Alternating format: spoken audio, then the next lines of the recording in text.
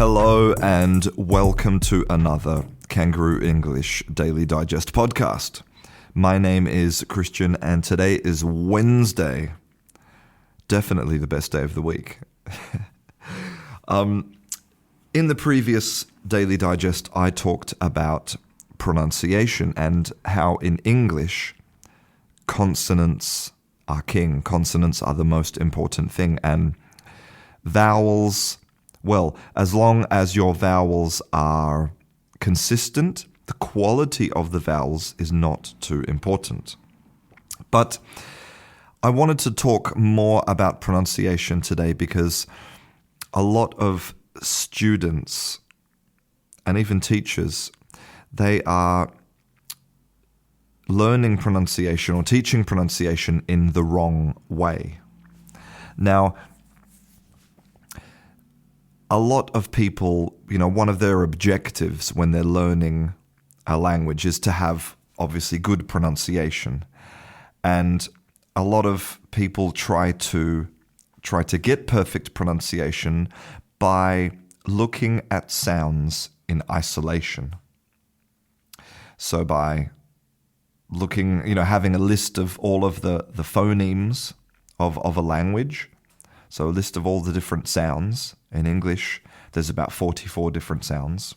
So you have the sounds and then you practice them in isolation. But in this Daily Digest, I'm going to show you how that's just not how language works. Sounds do not exist in isolation. And because of the instruments that we use to produce sound, which is, of course, the human body, and because the human body is far from perfect, then also the way that we put sounds together in English is far from perfect. And so I'm going to show you how important it is to practice sounds together, not in isolation. So I want to start with today's word of the day, which is queen. Now, queen is quite a common word. There's nothing very special about the word queen. But today we have a bilingual word of the day because I've also got the word in front of me in Sanskrit. Now, in English, the word queen is spelt Q-U-E-E-N, queen. And in Sanskrit, the word is gna, which is spelt G-N-A. Now, the reason why that is today's word of the day in English and Sanskrit, you will find out at the end of this podcast. So, first, I actually want to start by talking about a Spanish word. Now, I don't know if you've ever visited Spain, but quite a common little tapa here in Spain, a common little snack food, are meatballs. So basically they're little balls of minced meat, normally with maybe salt or pepper, maybe with oregano or basil or some other herb, maybe garlic or onion inside, and they're floating in a delicious tomato sauce. And of course you have them with bread because in Spain it's impossible to eat anything without bread. You need bread with your bread here in Spain. And in Spanish, the word for meatballs is albondiga. So it's A-L-B-O-N-D-I-G-A, albondiga. Now, in Spain, they have something called the Royal Academy of Spanish, the Royal Academy of the Spanish language. And this is the official arbiter of the Spanish language. So they are the people who say that this usage is correct or not, that this is the correct official spelling of the word, and they publish dictionaries and they publish usage guides about how to use verbs and sentence constructions and everything. And recently, the Royal Academy said that the alternative spelling of the albondiga, the alternative meatball spelling, was acceptable now, was official, which is almondiga. Okay, it's Almondiga. So instead of being albondiga, ALB, it becomes almondiga, ALM. Now, for a lot of Spanish people, certainly the Spanish people that I know, almondiga is a crime against the Spanish language. People, they hate it. They hate the sound of it. There's maybe also like a class distinction there, right? Sort of, people with a poor level of education will say almondiga instead of albondiga, right? But this leads us on to the really important question, which is why? Why are a sufficient number of people saying almondiga that the Royal Academy has decided to include it as an official spelling?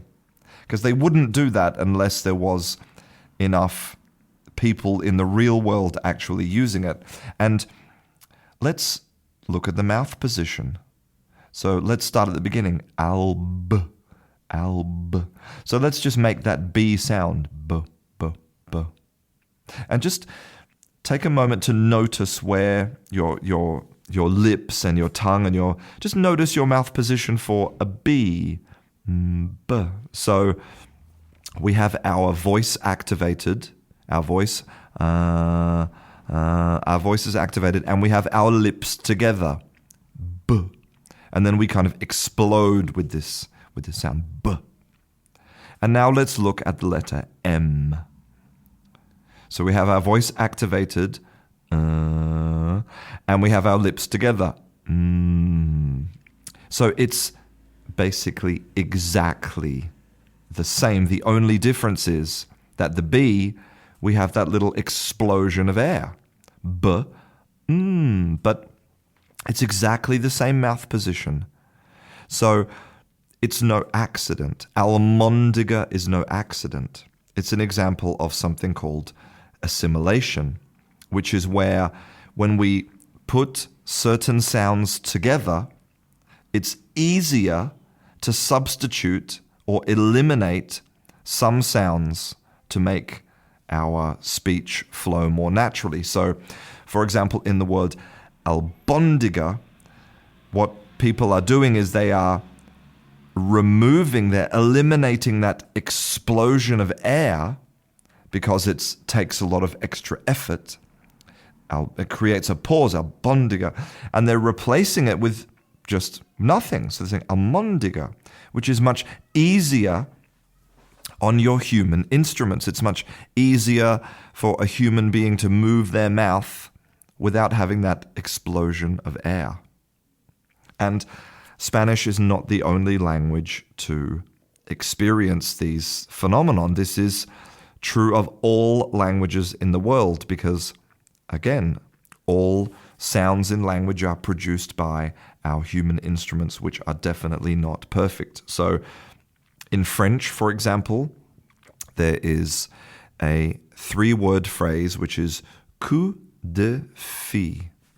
It's spelled COUP space DE space FIL.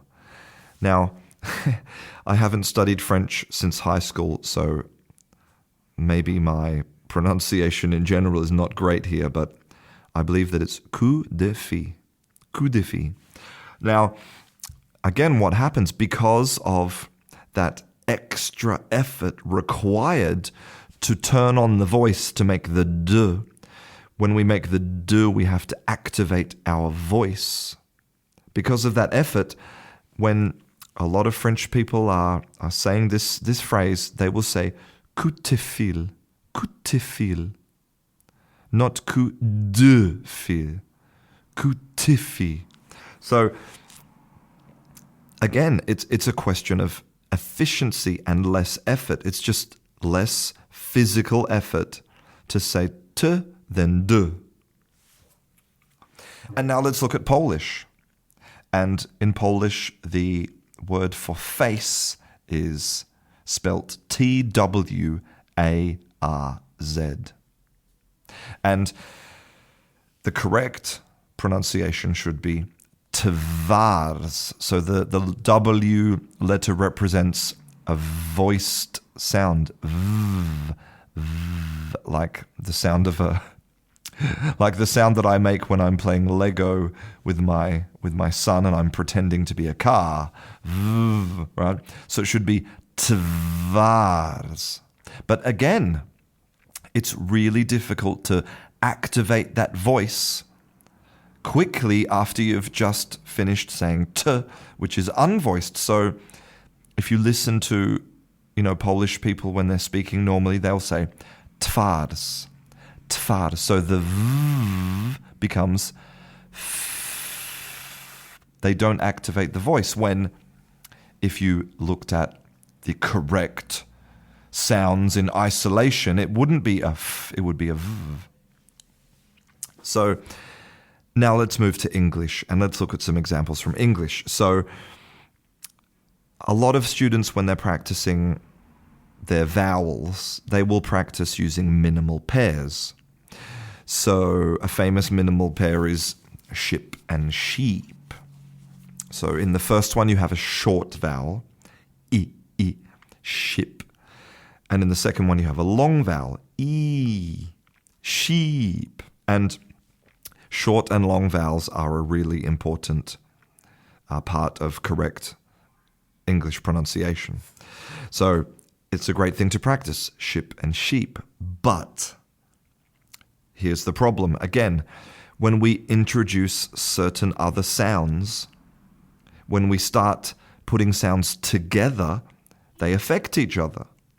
Because again, we're using our human instruments. So if I use the minimal pair with exactly the same phoneme, so if I make the pair of B-E-A-D, bead, and B-E-A-T, beat, you'll notice that there's a big difference in the length of that phoneme. So I'll say bead, beat, bead, beat. So you can hear clearly that the first one is much longer than the second one, and that's because of the consonant that comes after that voiced d or that unvoiced t. And there's another example. Maybe if you're sitting in your living room, you've got nothing to do, you might say that you're bored. Mom, I'm bored. And we take exactly the same phoneme. Maybe you've been to the shop and there were these fantastic pair of shoes that you loved, so you bought them. Bought. So you're in your living room, you're bored, but you bought the shoes. You can hear a very important difference. Bored, bought. And this is an example, again, of how the sound is affected by what comes after the length. Now, there are some other interesting features. Native speakers will even change sounds. They'll completely change sounds from one thing to another. So let's look at the word which is comfortable. Maybe you're on your big leather sofa with popcorn and a Coke, watching a film, and you're comfortable. But here's the really interesting thing. If you actually listen to when a native speaker says that word, the M at the beginning doesn't sound like an M. It's not an M. It becomes an N, a nasal N, the N that comes out of your nose. Because the word comfortable, so the M, again, remember, so we have our lips closed, so the sound comes out of our nose. But what we're doing here is we are combining an M with an F, comfortable. So we need to make a very quick transition between an M with our lips closed and then an F, which is where our teeth are touching our lip. Right? So let's do together. Let's do M, and then we do F. Now, think about the transition between those two sounds. That's really time-consuming. It's difficult. It's awkward. And if you're trying to say the word comfortable quickly, it's like gymnastics for your mouth. So, of course, what people do is they actually substitute that letter M for something completely different. They say comfortable.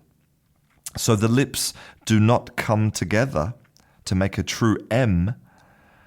But what we have is we have teeth and lips. We have the same mouth position as for an F, but we have all of the sound coming out of our nose like an M. So it's comfortable. And you can hear that's not an M. It's not a it's a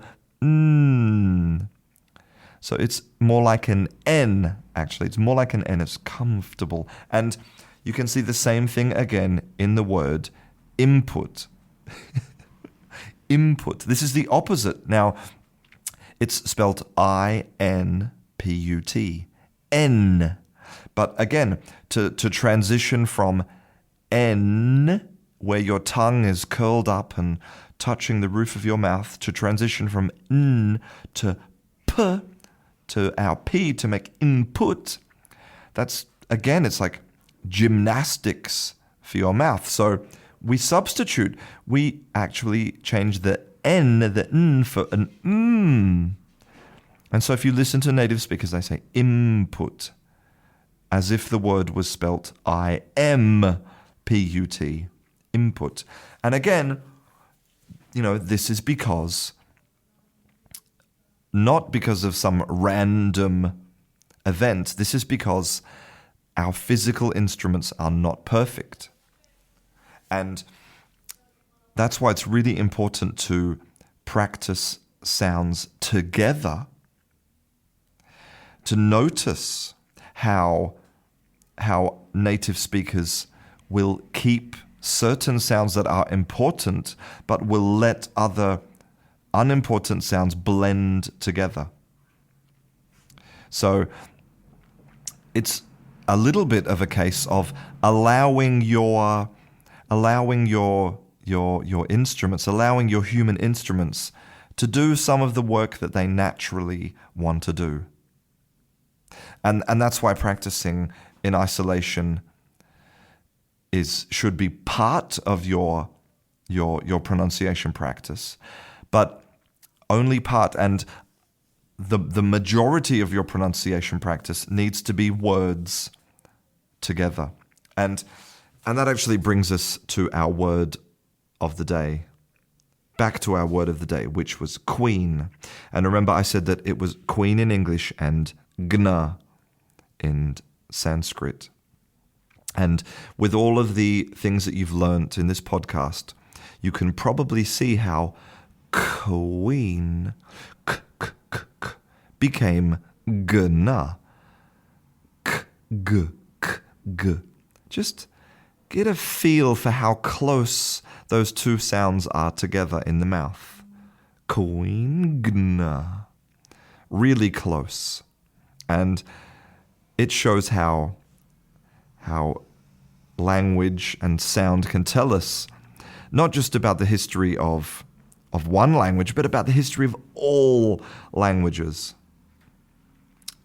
And that's why I love language. It's a beautiful thing. I hope you enjoyed today's Daily Digest. If you would like to support this podcast, you can become my patron at patreon.com. Thank you very much for listening. My name is Christian. This is Kangaroo English, and I'll see you in class.